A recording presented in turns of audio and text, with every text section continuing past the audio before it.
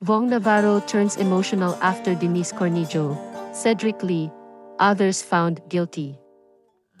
Si Vong Navarro ay naging emosyonal matapos hatulan ng korte sina Cedric Lee, Denise Cornejo, at dalawa pa ng guilty beyond reasonable doubt. Nagpasalamat si Vong sa Diyos at sa korte sa kanyang tagumpay sa kaso ng serious illegal detention for ransom. Sa It's Showtime, pinasalamatan ni Vong ang OTC Taguig Branch 153, ang hukom at staff nito sa hustisyang natanggap.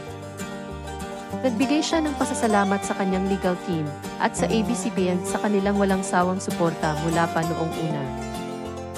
Pinasalamatan din ni Vong ang kanyang mga tagahanga at ang It's Showtime family sa patuloy na paniniwala at suporta sa kanya. Inamin niya ang mga pagsubok na dinaanan at ang suportang natanggap mula sa kanyang Showtime family, kahit na minsan siya ay lutang. Sa huli, labis na naging emosyonal si Vong habang pinapasalamatan ang kanyang asawa na si Tanya sa pagiging matatag at suporta sa kabila ng mga pagkukulang niya.